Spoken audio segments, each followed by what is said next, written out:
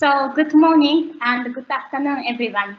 Today, I'm going to talk about a critical gender lens.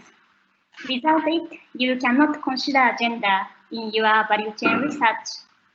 The targeted audience for this presentation is agriculture researchers who are interested in gender but not very sure how you work on this topic.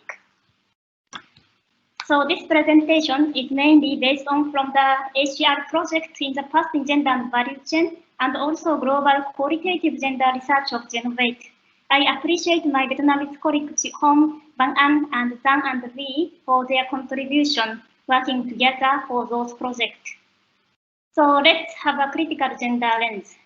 By the end of this presentation, you will see a world differently. So this is a world without a gender lens.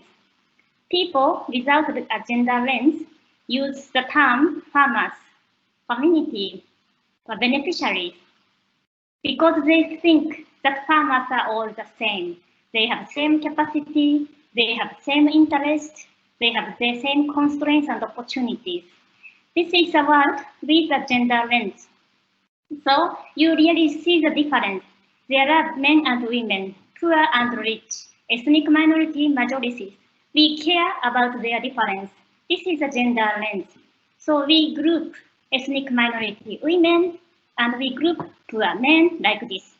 So many people already get used to categorize groups by social difference, such as the poor or ethnic minorities, but often forget about gender.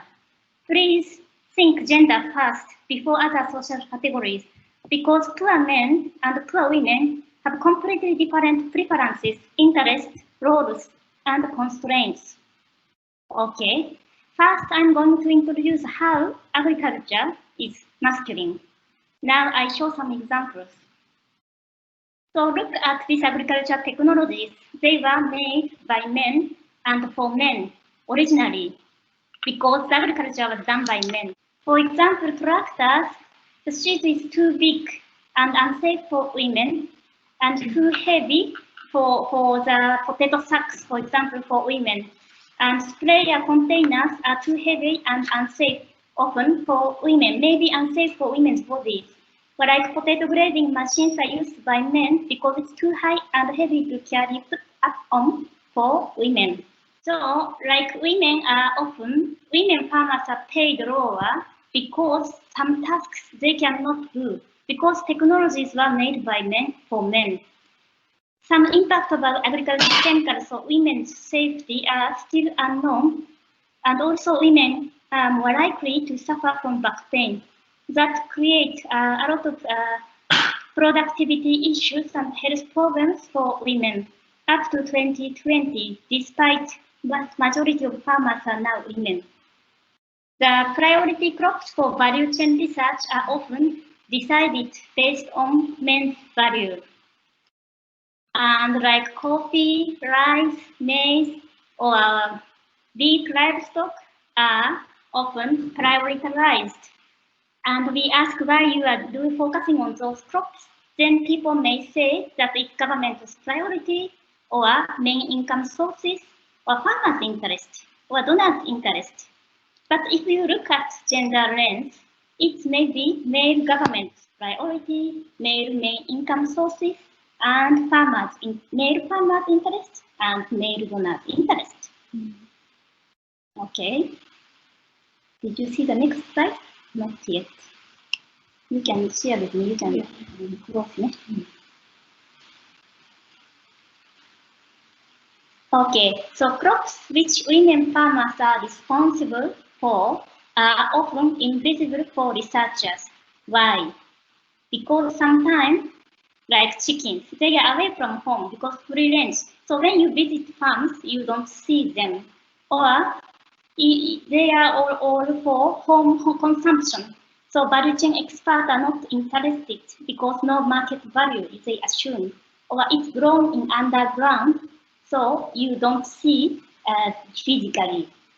Or it's short cycle vegetables, so it's seasonal. So when you visit, you don't see, unlike coffee or cassava, it's annual crop. So all the time you can see. So you will never forget about those crops. But you can forget about those short cycle crops.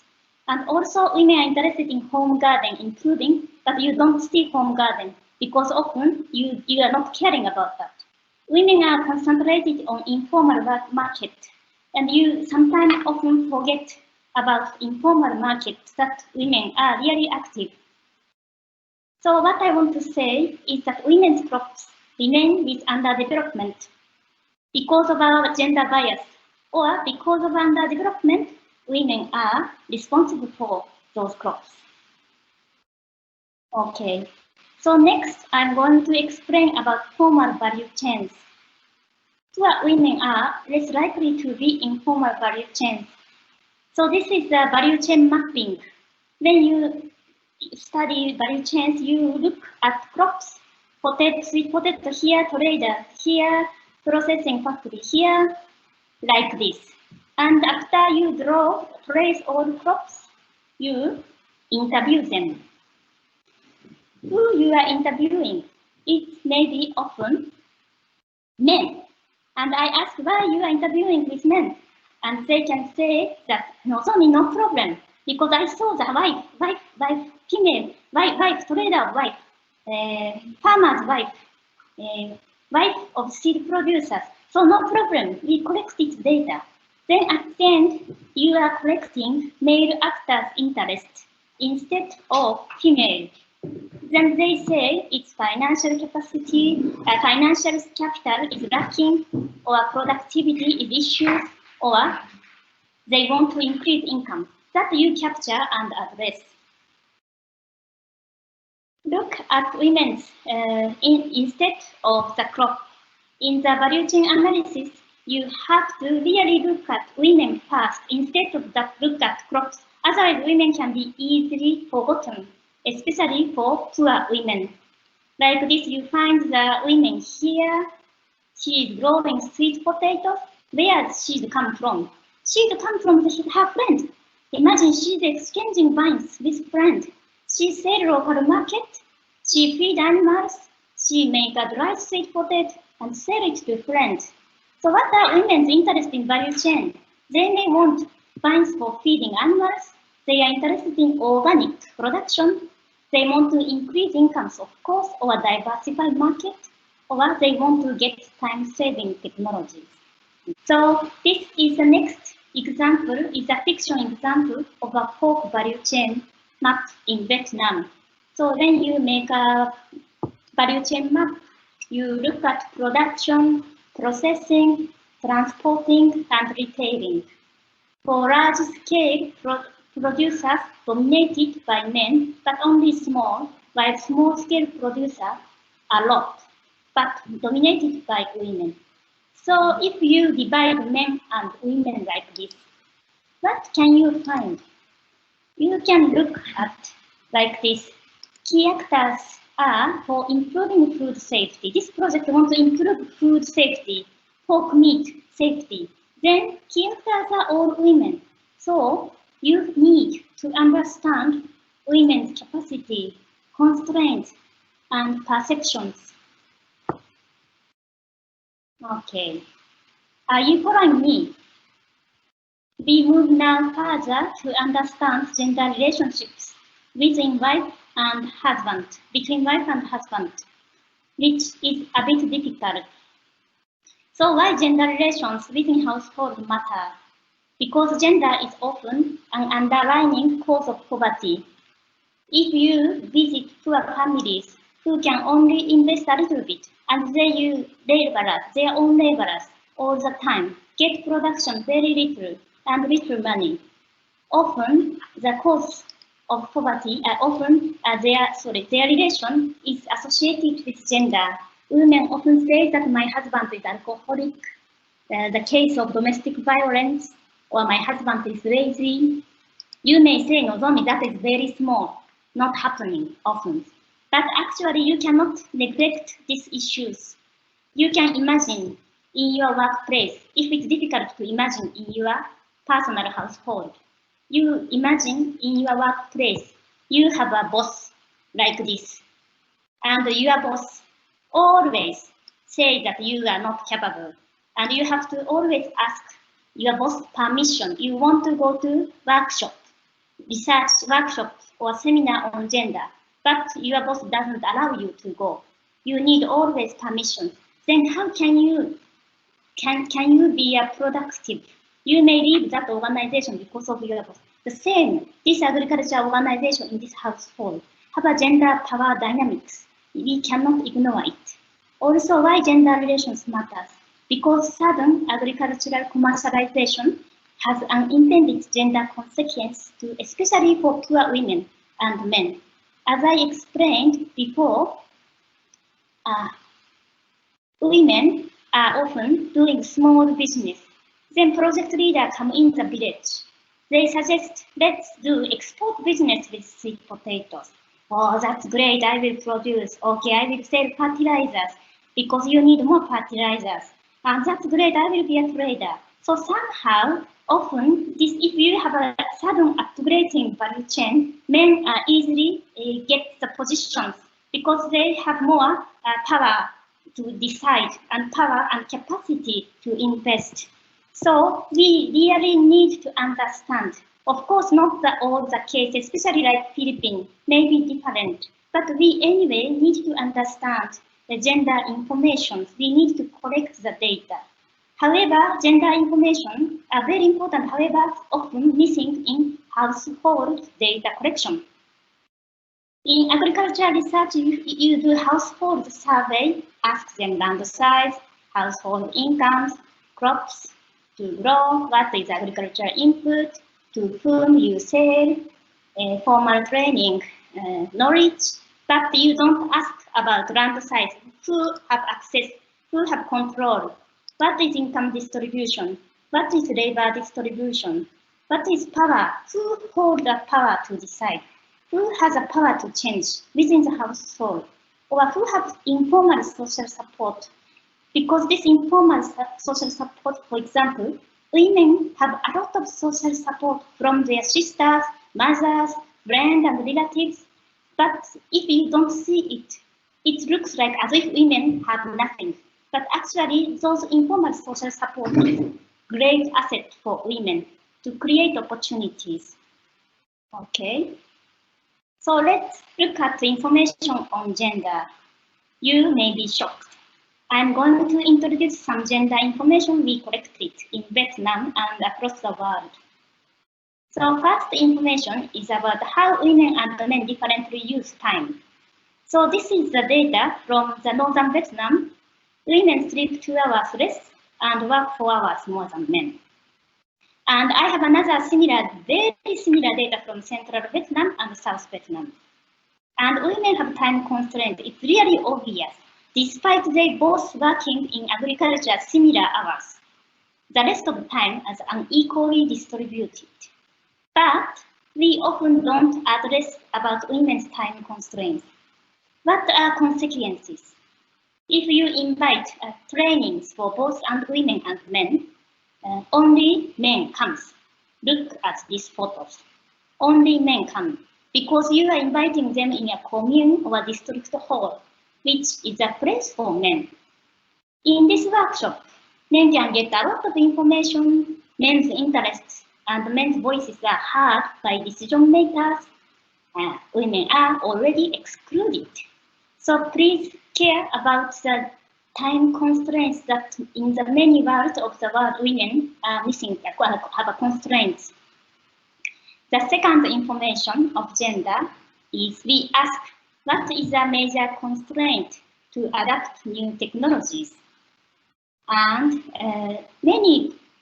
this is a generate global comparative data, and in many countries, men say that first constraint is capital to invest. Also, many say lack of market, lack of a guarantee for a market price. In contrast, husband disagreement is the first constraint for women in many countries, including Vietnam. And also women say time, labor, and fear of failure. What is fear of failure? Because you get permission from husband to invest in new activities, and then you fail. then your husband will blame a lot. Your mother-in-law will blame a lot. So the next time you will never get the chance to do new things, new business. So they are really scared. So women can be a little bit more careful to start new activities. You see different. And often women's constraint is not addressed because even you don't have a question of that tick box. So we are not aware of that. Okay. The third gender information, which is very interesting, is we asked women which technology do you like and why. So in shipping Africa, but this can be very good learning for Asia, we provided storage technology. One is pit type that you dig hole and put sweet potato to keep it as a storage. Another one is a hut storage. You build a house like this. So which one do you think women like and why? All women choose pit storage to dig. And why? Because to build this hut storage, you need to ask husband or male relatives to help both financially and physically. They say that despite they grow these sweet potatoes, women are by their own labor. At the end, if you build this house, sweet potato will be husband's asset. So they will lose control. They don't want that. So look at this. Women really want to do something small thing, but within their control. It can be same for you when you in your workplace. It's better if you can manage by yourself rather than ask help from male colleagues or support so that you can feel more confidence. So this kind of aspect we cannot ignore. So next, gender information, number 4. We also ask what makes you feel empowered. And this is a global Genovate study, so across the world, men are quite universal. When men have more economic success or material wealth, new varieties, hybrid varieties, more incomes, high yield, men all feel like I'm empowered. They are very happy. While women's empowerment is so diverse, one can be like the same with men. So in the case of same with men, women also want to have economic independence like men. This is often observed in female-headed households and sub-Saharan Africa. The second case is they don't care about incomes. They don't care material assets. But for women, the most important thing is having a confidence, subjective notion of power. This was observed in South Asia, Bangladesh, India, because they are such constraint in gender. But if you have confidence, even small step, they can move further. So for them, confidence is so important. And another case is in Latin America and Southeast Asia. They rather prefer to be the playing role of husband support. And if husband appreciates you, they are so happy. They don't intend to go beyond husband because then your family harmony will be destroyed and your relationship with husband will be bad. So if you see this, how different it is when you evaluate your project. What are you looking for? If you only look at economic success as empowered, you are really missing other notions of empowerment for women. Okay, so this is summary that I want to say that a small improvement in agriculture can empower poor women. Please consider poor women's value, their capacity and priority. Otherwise, they will never get improved if you only focus on big things. Are you still following me? Now, you will take a test. I will see how much you get the critical gender lens. So, we are going to read this success story with your critical gender lens and identify words that require information on gender. So you can count how many words you think you need more gender information. Let's read it together. Farmers, see? Farmers used to grow vegetables for home consumption and sell them in a local market. The new project decided to support farmers to produce high-quality vegetables to sell them in supermarket.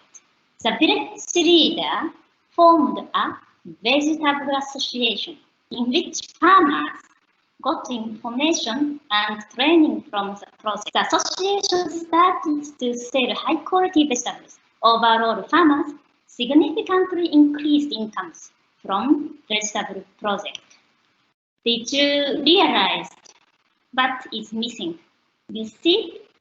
So you really want to need who was your farmers, who was a member of association, vegetable association, who benefited from your project. Farmers are not all same. So let me read this success story from the these are critical gender lens. It can be a failure case. Let's read. Women used to grow vegetables for home consumption and sell in a local market. The new project decided to support male farmers to produce high-quality vegetables to sell them in supermarket. The male village leader formed a male-only vegetable association in which men who have a connection with the village leader received training and worked together. Male farmers from better-off households started to sell high-quality vegetables. Only the better-off male farmers who joined this project increased incomes, while women from the same household lost their control of incomes from vegetables and became laborers for their husband. Women from poor families remained with growing vegetables for a local market. The project increased the gap between the poor and the better off, as well as reinforced the existing power relations between women and men in the village. So you see how useful a critical gender lens is. You can be more detailed and who you target, it's more clearer. So I really want to discuss with you more ethical things. What is your project's goal? And what do you want to change in your project? If you only look at crops, please be aware that there is a great risk of reinforcing the existing power structures because your project is much easier for poor rich people and for men to work than women and especially poor women. If you look at people first instead of crops, there is a great opportunity for transforming the existing power structures. Please think goal setting is so important. So let's summarize. Critical gender lens need everywhere from team composition, budget, goal setting, data collection, as I said, intervention design, evaluation. What is empowerment for men and women? So you put all women and men for everywhere. Otherwise, your project can easily forget them.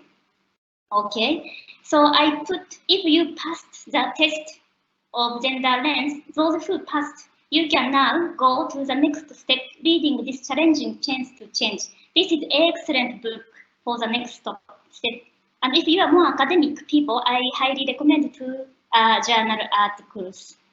Okay, critical gender lens is a weapon to change agriculture better for both women and men, especially for the poor. So thank you very much. I finished my presentation. Thank you, Nozomi, and really appreciate your comprehensive look at applying a gender lens to value chain research. Just a reminder to everyone, look, I really encourage you to submit any online questions you have through the message box to Nozomi, and we can take them as they come in. Nozomi, I'll start off. You mentioned a couple of times, look at women first. Try not to look at the crops first. Doing that, a lot of researchers in agriculture, of course, and in value chain research have come from technical backgrounds, and they feel comfortable in crops. They feel comfortable in economics. Tell us your thoughts about the skills that you need to look at women first, and can you do that as a technical researcher, or do you need to bring in new skills and new approaches to do that? It's a good question. I think if you are a male researcher, male technical researcher, if you go around to the village, it's very hard for you to look at women and women's aspect. So this has been a teamwork. Of course, I want male technical researcher look at gender, but you need support from the team. So that's I said team composition, both things. One is gender. You need male and female researchers, absolutely. Even in agriculture technical, both men and women. And disciplinary diversity is also important. You need social scientists, agriculture scientists, gender experts. So that, as a team, you can grow. It's not possible from today. Of course, I give you a critical gender lens. Now you have a small lens, but you make it bigger. In order to do that, you build a team that you can interact. Of course, I, as a social scientist and gender researcher, I lack the aspect of crops. So I also, it's better to work with a technical researcher. From both sides, it's better to work together. Yep. And a couple of times, so you mentioned the importance of power, of both, the women's position of power compared to the men in households and in businesses. Can tell us a little bit about how researchers measure power? I've always been fascinated by the step diagram that you have and how women rise in their power, and they have different kind of views on their own power. How do you get insights into men and women's power within a household or within a value chain? What are the tools and approaches you use? I think for quantitative, there is WEAI, WEAI is quite common. However, it's very, very technical and need a lot of skills to use it. And I'm a qualitative researcher. What I recommend you is talk to farmers, not many people, even 5 male farmers and 5 female farmers. And what was the change before and after to collect information. That this can be a starting point. If you depend on some tools, then again you will lose the content and meanings. You just tick box, then you don't get insight. And it's very context specific, as I said. So there is no like a kind of manual, unlike when you grow potatoes. There is a manual to grow, how to grow potatoes, and you just follow. But for gender, there is no such a manual. It's social. It's always moving. People's humans' emotions are totally different, and also capturing is difficult. But I really want, as a this gender researcher, for example, SCIR as a donor, I want them to more appreciate those mental change of women. If they get confidence, even vegetable, they grow maybe very small, but that would be a great first step. And if you want to see that poor woman, how they get confidence, it takes 10 years to see the outcomes. And your project finishes in 4 years. You may not get the great change, but we acknowledge it because of donors' pressure to focus on incomes and productivity. So all the component of gender is often missing. Yep. And one time, my colleague from India, he was presenting income and how income and productivity changed. So I pointed out about it. And what he said that Nozomi, I know, I'm very sure I know, but that because donor put me a lot of pressure about crops. Those the technical experts, they are looking at that issues, that component. They don't care about gender, so I didn't mention, but he actually knows a lot. So you are not neglecting. Actually, I think many agriculture researchers know about it, but don't mention because donors are not very much focusing on that. I really want donors to focus. Even small story of success case or failure case, lesson learned can be very important. Yeah. No, it's a really interesting comment. So, Nozomi, we have a question from Hua. How can we encourage many women to participate in the research project or research projects, as well as involve them in decisions relating to the village? So this is presumably women in the village. How can we get more women to be involved in research projects? That is very good question and very important and difficult, I know. One thing why it's difficult is that we need to get permission from male villagers, gatekeepers. So, as a researcher, if you just jump in, you are female farmers, it may be difficult.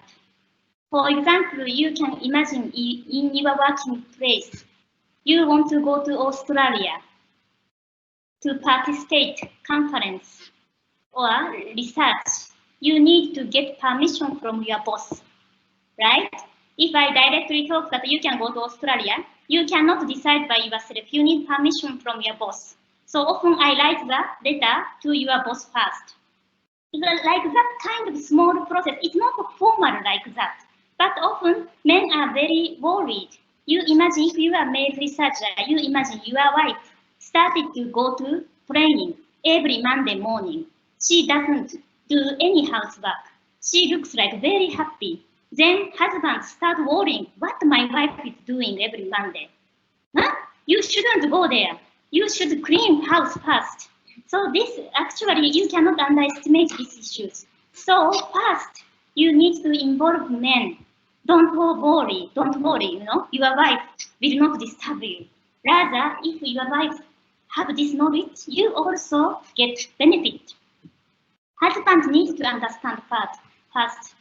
So first, even if your targeted population is women, you need to talk both wife and husband.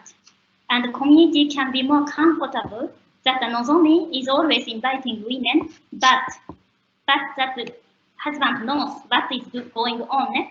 So the best way is like both involved, but especially we need women because they are disadvantaged. So it's a kind of social process that we need, just like in your working place. Yeah. And your comment there might lead on to the next comment, which is someone's posted that selecting crops is also challenging for value chain projects. And it is a lot of time and effort goes into selecting crops. And I'd just like your view on how you can, of course, often, you do have to select a sector or a crop or an area to work on. So I'd like your view on how you better balance, incorporate women into that decision-making around crop selection for work on value chains. I think we are often focusing in those sectoral crops and regional crops and main crops because of donors' interest, male donors' interest, and male government's interest. And if you want to change really, we need to change their priorities as well. I think for as a researcher, we need to get funding. So we easily go for the crops that is more likely to get funding. So for example, I'm working for International Food Center. It's very difficult to get funding. If I say sweet potatoes in Vietnam, donors say no. It's not interesting crops like that. However, if you look at sweet potatoes, women are working a lot. So I need some, donors may need some categories. Question, is this crop particularly support women's involvement or to reduce women's labor, or can women benefit from this crop? That can be a criteria. I'm not against focusing on coffee, but how if you focus on coffee, then what is the role for gender? Why not small fish pond? Women are growing fish. Poorest of the poor, they benefit a lot from small fish in fish pond. That is the first step if you cannot grow pigs. But none of the organization can fund for this small fish pond. They need aquaculture, big aquaculture. Then if it's big aquaculture, all men go for that. Yeah. Here's a question around data collection in the field and from a male perspective as well, I think. So the question is like, how can a male data collector convey or communicate with female farmers about their roles in the value chain, considering cultural and social constraints between a male and a female and the positions there. So how can male data collectors gather this type of information talking to female farmers and females in the field around their roles in value chains. So data collection, you're asking? Yeah, it's about data collection, the question. I think, originally agriculture data collection was household levels. So actually, often researchers don't care who is going to answer. For example, if you ask how many hectares of land do you have, the answer is same if you ask wife or husband, because land hold is same. So they didn't care about who you ask, because how much income, maybe a little bit of difference in knowledge, but you can ask how much income in your household have. For those questions, you didn't care at all about who answered this question, because you were answering on behalf of the household. But now we want to include gender questions. Then we need from both men's perspective and women's perspective. For example, I had a question about power to decide, power to change. It's very sensitive questions, and it's often a big difference between perceptions of men and perceptions of women.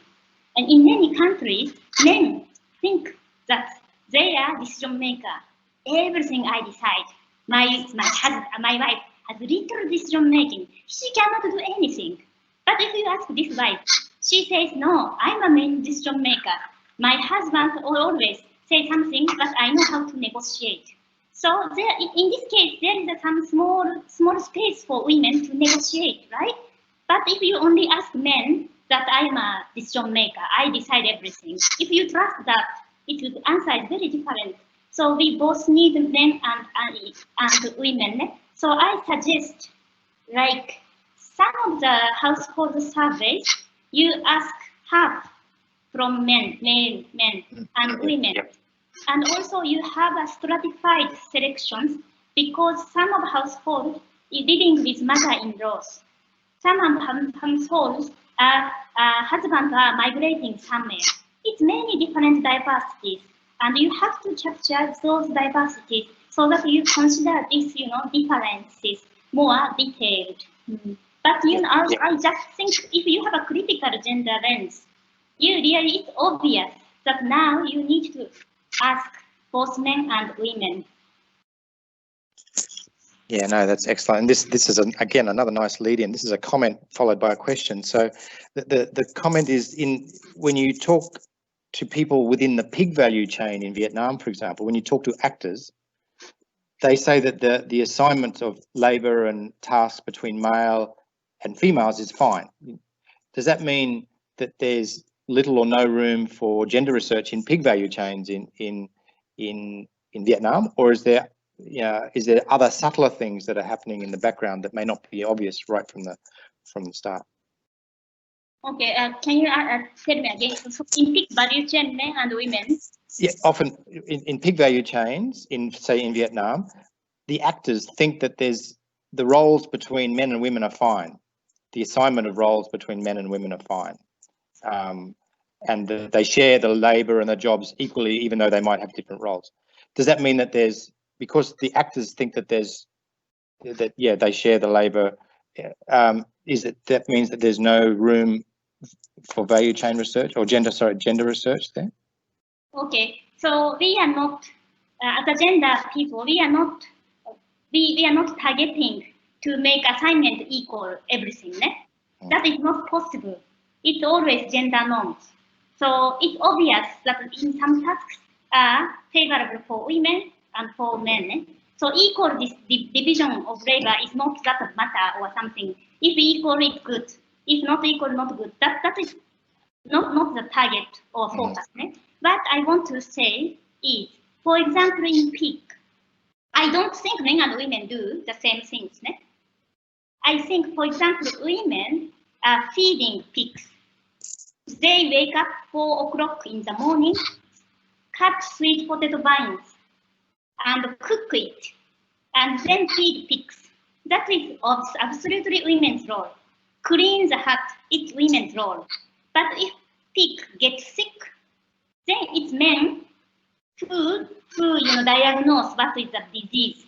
and who talk with bed or something. Or in selling process, maybe women or men, it doesn't care. So you look at the gender roles, because if it is women who are mostly responsible for caring every day, women need to understand, women need to get a lot of knowledge about diseases. So that because every morning women are looking at this peak. So if something wrong with peak, it's women who notice it. So it's more efficient if women have a lot of knowledge about diseases or safety issues, hygiene issues, more efficient. So always there is some gender dimensions. And also you ask about their perceptions. For example, women say that I'm in charge of pig farming. However, I don't have much confidence about the knowledge about the disease. While men can say, I'm an owner of pig. I know a lot. In that case, women feel like a bit lower than husbands because of the knowledge. Then we can put a lot of emphasis for women to get some information so that are more comfortable and can have a more ownership and confidence or something. Always there is gender dimension. It's not about equal distribution or not. You can look first from the roles and different interests, different capacities. Because at the end of all, maybe your goal is like improving food safety or pork safety. No, thank you. There's another comment here. Thank you very much for an interesting presentation. My question involves the difference between using time for men and women in Vietnam, the data you presented, Nozomi.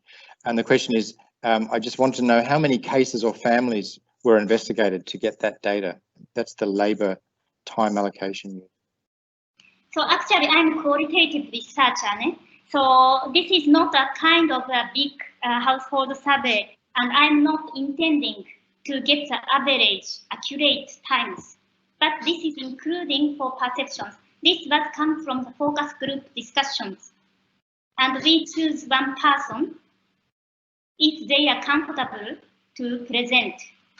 Or we say that in a typical farmers in this community, how women's work look like. And if you investigate in a small community, actually this is very, very easy task for both men and women to draw this time. Because actually they know very well, and there is no question about this difference. Even if you say after we work with women and men separately, we show both cases in community event where 100 people comes. We present in this result of time. Men have to accept, men agree. This is true. Of course, there are some exceptional cases, but men accept that women work more in domestic work. So, you cannot question about something. This is not I really want to know, accurate, but the perceptions and norms you need. For this is not research for gender. To accurately know, but we want to understand a kind of the sort of community profile in order to have an intervention for agriculture. This is a comment from Gomathi that you might like to expand on, and she mentions that to measure empowerment, apart from the WEAI index, we need to take into account of women's resistance, women's negotiation to achieve preferences, etc., as being important aspects apart from the WEAI index. Yes, very, very good point. Sharp point that we really need. Women are not powerless. Even if you have a very difficult husband, they have an agency to negotiate. So that I assume that question is how to capture those, which is not possible for WEAI. I think qualitative research can do that. Yeah. Only can be collected from the conversations you have with that women, spend 1 hour, 2 hours, and also you observe from the beginning of intervention to the end of intervention for 3 years. If you observe, you may eventually know, and you will be trusted by that woman. And at the end, she will be very open-minded. And that's the negotiation process and resistance, how you manage. That information is so important for us to give opportunity for disadvantaged women. How those spaces we can, expand. So I suggest qualitative documentation is important. I'd be very interested in your insights into this next question around your own experiences as well. And the question is, what can be done by women researchers to retain or further improve the support provided to them by their male counterparts in research or technical areas? So as a researcher, what can they do to improve the support that they get? As a female researcher, how can we get support from male? How can we improve the support we get from male colleagues? Yeah. Male colleagues, yes. That is a real challenge that many female researchers are facing. Even for me, it's difficult because my supervisor is a man. If white man, it's a bit difficult. So this you alone cannot change. Please ask support from externally. It's an institutional responsibility that young female women can get support comfortably. If you are the lower position and female research and minority, you alone cannot fight with institutional issues and male boss. What we can do is, like we really need support, like Mary Williams Foundation, for example, we have mentorship.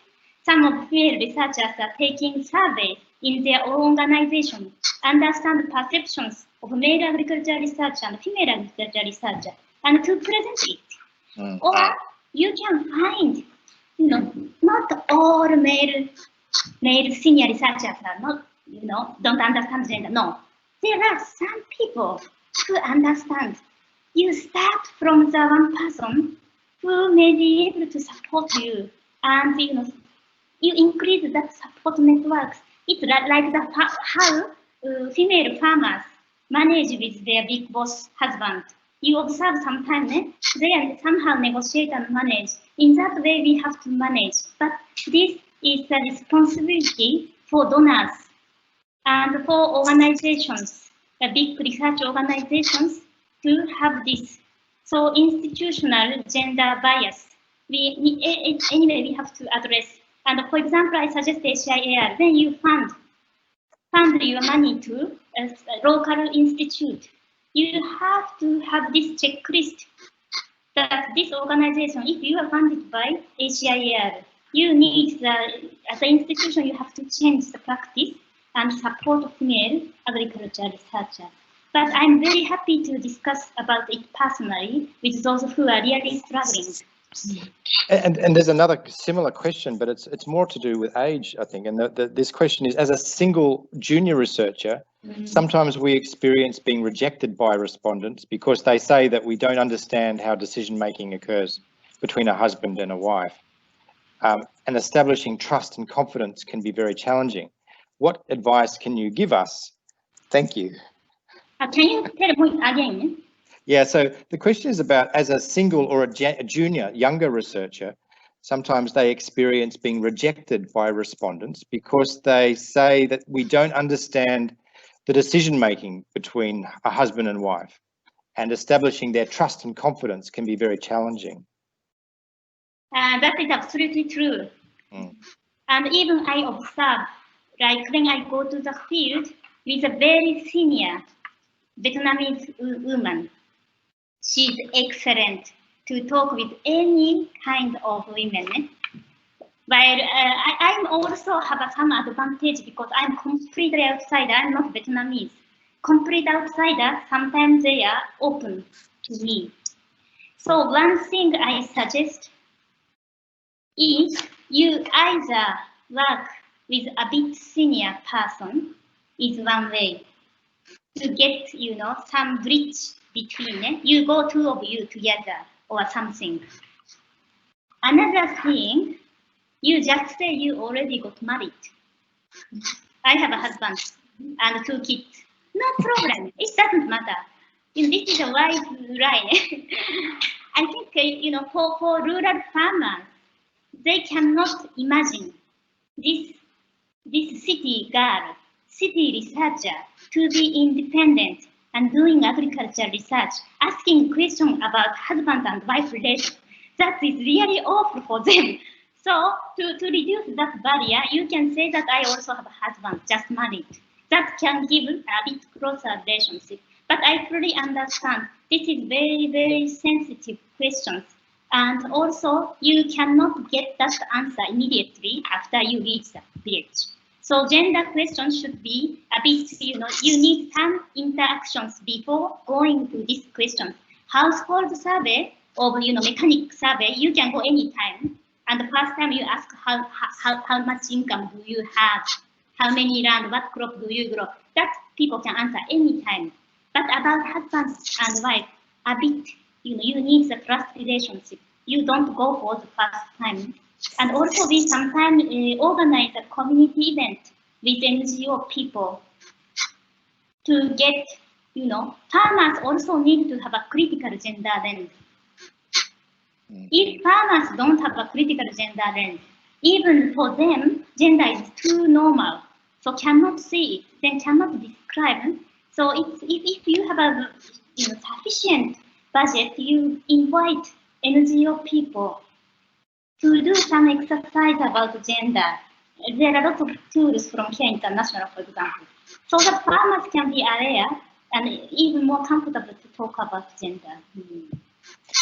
Thanks. That's really useful and fascinating insights. I just wanted to follow up on the question. I misunderstood a question early on, and it was the question relating to a male data collector or a male researcher talking to women, to women respondents, and it's a bit follows on to what you were just saying.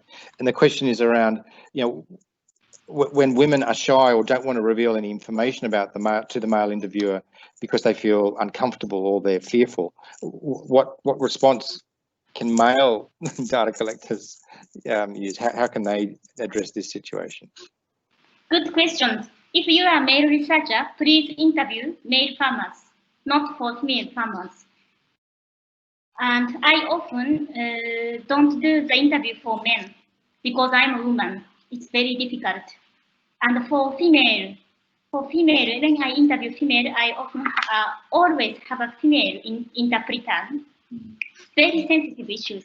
But as a male researcher, you have advantage to get information from men. So you work with men. And for women, often it's okay to talk with men. Sometimes it's okay. Much easier than men talk with female farmers. Look, there's no more questions online, but I'm just going to finish up because there's been a wonderful list of questions there to go through. I'm just going to finish up with a comment from you, Nozomi, on how labour is changing, and particularly throughout Asia. But when we look at Vietnam, where we live, off-farm labour is changing a lot. Both cases, husbands are moving away to work a lot, leaving wives on the farm, but also more recently, there's opportunities for women to work with jobs in the city, in Hanoi, in construction or in electronic factories and other things. Can you just give us this is a big topic, but a little brief insight into some of the changes that are happening, as we speak, and the implications of those? Yes, exactly. That is so important, especially in Vietnam and Philippines. Migration is happening everywhere and for both genders. But if you go to the village, a certain group of people remain in the village who are not capable to go to the cities, or because of their gender position, they cannot go. For example, I met with a woman in her 20s. She is living with mother-in-law. She is looking after around 5 or 6 kids from all relatives, because all other female married mothers are going to Hanoi to work. So she has to look at sister-in-law's kids as auntie, and many look after and also do farming a lot. So labor is unequally distributed, heavily burdened. Some of people have heavily burdened, not only old women and old men, but also even some of the young who remain in the village is doing a lot of works. And for rich families, for successful migration, they have money. Husband will keep sending remittances, so they keep hiring people, so no problem. Or they can buy machines, no problem. But for some of the cases, husband never sends remittances. And this is it's very serious case. Or they went to abroad in Angola, Malaysia, they got stuck there. They are in prison or something, even cannot communicate. And in that case, they are really, really suffering. Who suffer is both men and women who remain in the household. So what strategies farmers are having now is they are changing crops in order to reduce laborers. Before you can grow three short cycle crops. 3 months you grow rice, then you grow sweet potato, then vegetables, for example. But then you need a lot of time to look after all the time, cultivate, harvest, cultivate, harvest. They cannot do that. So they go more for annual crops, or like tea, coffee, and but fruit trees. If you plant fruit trees or timbers, then you don't need to look after them. So this is really happening. And that is a great strategy. However, poor people, if you look at those annual crops, need more investment. So not necessarily everybody can afford about it. So gender dimension is both not only women, but also men are suffering. But I really see the serious case, of course, young women as a daughter-in-law suffering a lot because with a lot of responsibilities, and also old women who look after grandchildren and look after farms. Thanks, Nozomi. And there's no new questions come in, and I'll draw that to a close.